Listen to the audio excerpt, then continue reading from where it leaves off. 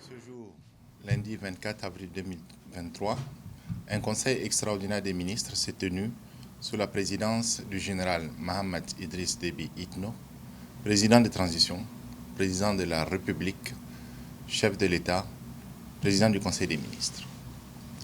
Il a délibéré sur 6 points inscrits à l'ordre du jour et a suivi en conclusion des orientations du chef de l'État adressées aux membres du gouvernement. Au premier point inscrit à l'ordre du jour, le ministre en charge de l'administration du territoire a présenté au Conseil un projet de loi électorale spécifique relative à l'organisation du référendum constitutionnel. Ce projet de texte s'inscrit en droite ligne de la mise en œuvre d'une recommandation phare du dialogue national inclusif et souverain, à savoir l'organisation d'un référendum couplé devant permettre l'adoption d'une nouvelle constitution et trancher la question de la forme de l'État. Pour rappel, les dispositions générales de la loi 33 PR 2019 du 22 juillet 2019 portant code électoral et ses textes modificatifs subséquents restent applicables. Le projet de loi électorale spécifique vise à revoir les délais des activités liées au référendum pour tenir le calendrier de la transition, avec notamment la mise à jour du fichier électoral. Un débat au sein du Conseil a eu lieu sur l'opportunité et la faisabilité de l'installation des kits de vérification lors des opérations de vote. Le chef de l'État a tranché en exigeant que les kits de vérification soient instaurés au bureau de vote pour une question de transparence. Le gouvernement doit prendre toutes ses responsabilités pour le réaliser. Après un vif et riche débat, le projet de loi a été adopté avec les modifications apportées.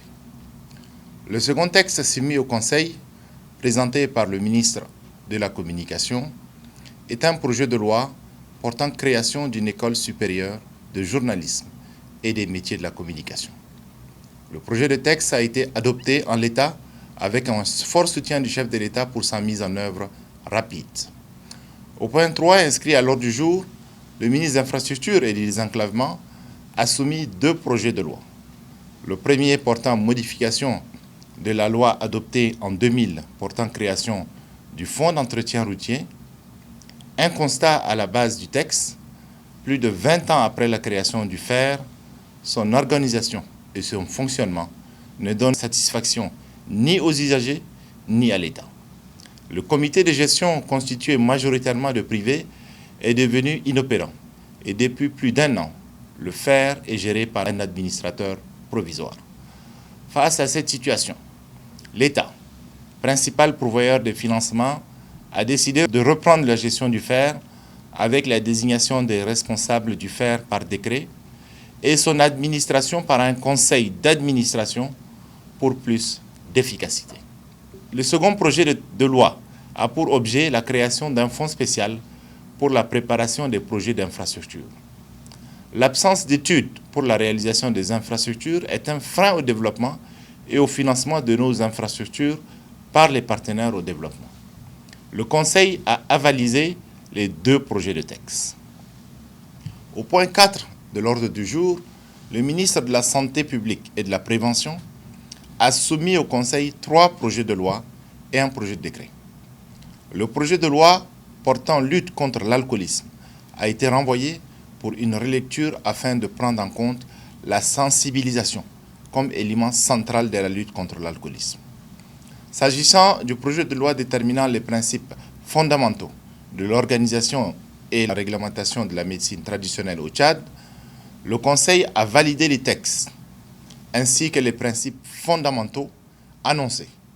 Mais il a requis que l'organisation de la médecine traditionnelle reste au niveau associatif et non par des organes étatiques, même si le domaine doit être régulé par l'État.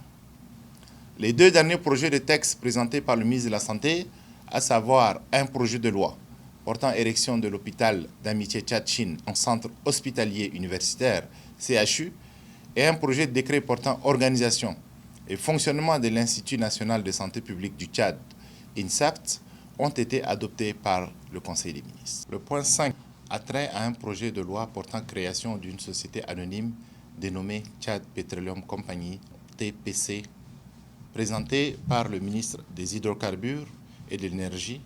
La création de cette société de droit tchadien et de droit OHADA, avec une autonomie de gestion, entre en droit de ligne de la nationalisation récente des actifs et de tous les droits des Tchad. Il s'agit en effet de créer une entité permettant de rassurer les ex-employés d'ESSO, des Tchadiens formés, qualifiés et expérimentés, ainsi qu'aux ex-sous-traitants d'ESSO qui assurent la continuité et la production et la gestion du pipeline, permettant ainsi de combler le vide juridique créé par le départ de ESSO du Tchad. Cette société, Tchad Petroleum Company, sera un opérateur des champs pétroliers et du pipeline, à la différence de la Société des hydrocarbures du Tchad, SHT, qui est membre du consortium. Étant une nouvelle entité, elle pourra faire recours pour son développement aussi bien à des sociétés tchadiennes qu'étrangères. Le Conseil a donné quitus au ministre pour accélérer la mise en place de cette société d'un intérêt vital pour le Tchad. Le 6e et dernier point inscrit à l'ordre du jour est un projet de décret présenté par le ministre en charge de l'aménagement du territoire, dont l'objet est l'affectation au profit de l'Agence d'administration des zones économiques spéciales de 11 terrains d'une superficie globale de 11 516 hectares situés dans les provinces suivantes: le Bata, le Chariba-Guirmi, le Hadjar Lamis, le Logone oriental et le Moyen Chari. Ce projet de décret a été adopté par le Conseil. Avant de lever la séance, le chef de l'État, président du Conseil des ministres, a tenu à rappeler au gouvernement son obligation de résultat relative au respect de l'agenda fixé par le dialogue pour le retour à l'ordre constitutionnel. Il a insisté sur l'accélération des réformes engagées et a rappelé à l'ordre les membres du gouvernement afin de bannir les déplacements extérieurs coûteux et sans retombées positives pour le Tchad. Il invite les membres du gouvernement à privilégier les missions locales de terrain en apportant des réponses concrètes aux besoins des populations tchadiennes. Pour finir, le chef de l'État a instruit le gouvernement d'agir avec tact et minutie afin de rapatrier tous nos compatriotes qui se trouvent en difficulté en terre soudanaise. Commencé à 10 h, le Conseil a pris fin à 12h20.